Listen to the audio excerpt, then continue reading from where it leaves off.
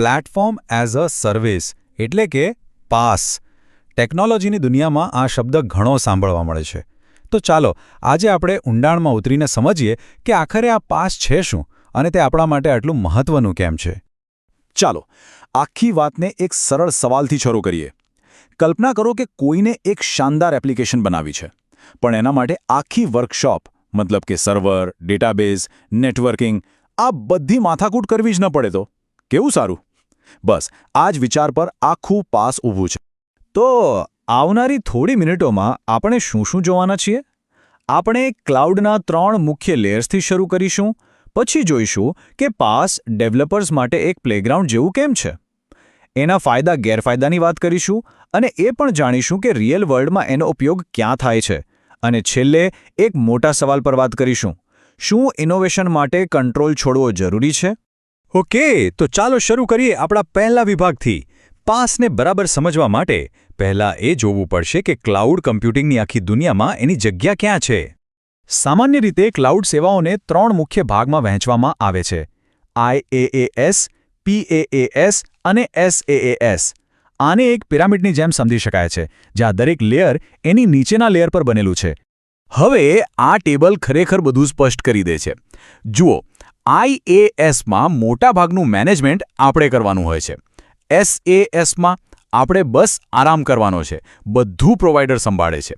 અને બરાબર વચ્ચે એ છે આપણું પાસ. અહીં પ્રોવાઈડર પ્લેટફોર્મની જવાબદારી લે છે, જેથી ડેવલપર્સ પોતાનો પૂરો સમય અને એનર્જી ફક્ત એપ્લિકેશન બનાવવા પર જ લગાવી શકે. એકદમ સ્વીટ સ્પોટ, ખરું ને? સારું, તો હવે આપણે જાણીએ છીએ કે પાસ ક્યાં ફિટ થાય છે. તો ચાલો હવે થોડું ઊંડાણમાં જઈએ અને સમજીએ કે તે ખરેખર શું છે અને શા માટે તેને ડેવલપર્સ માટે પ્લેગ્રાઉન્ડ કહેવામાં આવે છે. એની વ્યાખ્યામાં જ એનો સૌથી મોટો ફાયદો છુપાયેલો છે. અને એ ફાયદો છે ઇન્ફ્રાસ્ટ્રક્ચર બનાવવાની અને સાચવવાની બધી જ જટિલતામાંથી મુક્તિ. સરળ ભાષામાં કહું તો આ એક એવી સર્વિસ છે જે ડેવલપર્સને કહે છે, તમે બધી ચિંતા છોડો અને સીધા કોડિંગ પર લાગી જાઓ. અને આ વાત ખૂબ જ મહત્વની છે. પાસ તમને ફક્ત ખાલી સર્વર નથી આપતો, પણ એક આખું તૈયાર વાતાવરણ આપે છે. આનો અર્થ એ થયો કે ડેવલપરને રનટાઈમ, મિડલવેર કે ઓપરેટિંગ સિસ્ટમ આ બધા વિશે વિચારવાની જરૂર જ નથી. બધું જ થાળીમાં પીરસીને તૈયાર મળે છે.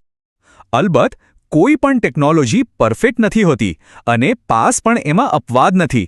તેનો ઉપયોગ કરવાનો મતલબ છે કેટલાક ફાયદા મેળવવા અને એના બદલામાં કેટલીક બાબતો જતી કરવી. ચાલો આ બેલેન્સને સમજીએ. અહીં સોદો એકદમ સીધો છે.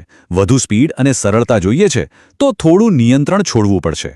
ફાયદા સ્પષ્ટ છે: ઓછી માથાકૂટ, ઝડપી ડેવલપમેન્ટ. પણ સામે ગેરફાયદા પણ છે, જેમ કે ઇન્ફ્રાસ્ટ્રક્ચર પર ઓછો કંટ્રોલ અને વેન્ડર લોકઇન, એટલે કે તમે એક જ પ્રોવાઈડર સાથે બંધાઈ જાઓ એનું જોખમ રહે છે. સારું, આ બધી થિયરીની વાતો તો બરાબર છે, પણ સાચી દુનિયામાં અસલી સમસ્યાઓ ઉકેલવા માટે પાસનો ઉપયોગ ક્યાં થઈ રહ્યો છે? ચાલો એક સામાન્ય બિઝનેસ પ્રોબ્લેમ જોઈએ: જૂની ખર્ચાળ ટેકનોલોજીને મેનેજ કરવી.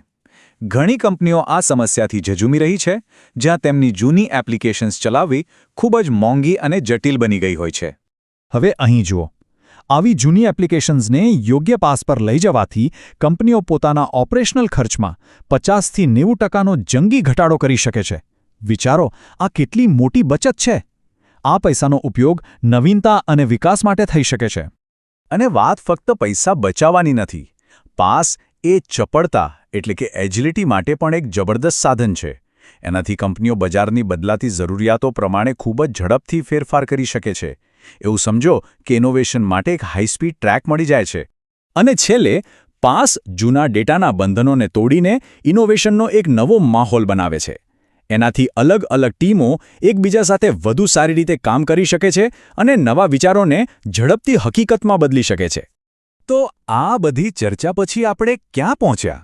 આખરે આનો સાર શું છે? પાસ આપણને ટેકનોલોજી અને ઇનોવેશનના ભવિષ્ય વિશે શું શીખવે છે? ચાલો આના અંતિમ વિચાર પર આવીએ. આખી વાત ફરીને એ જ મૂળ વિચાર પર આવે છે: સરળીકરણ. એટલે કે સર્જકોને ફક્ત સર્જન પર જ ધ્યાન કેન્દ્રિત કરવા દો. બાકીની બધી જ જટિલતા પ્રોવાઈડર સંભાળી લેશે. અને ખરેખર સાચી નવીનતા આમાંથી જ જન્મે છે. અને આ આપણને એક ખૂબ જ મહત્વના અને વિચાર પ્રેરક સવાલ પર લાવીને છોડી દે છે: જેમ જેમ ટેકનોલોજી વધુને વધુ જટિલ બનતી જશે તેમ શું આગળ વધવા માટે કંઈક નવું કરવા માટે અમુક વસ્તુઓ પરનું આપણું નિયંત્રણ છોડી દેવું એ જ અંતિમ ચાવી હશે? આ એવો સવાલ છે જેના પર વિચાર કરવો ખરેખર જરૂરી છે.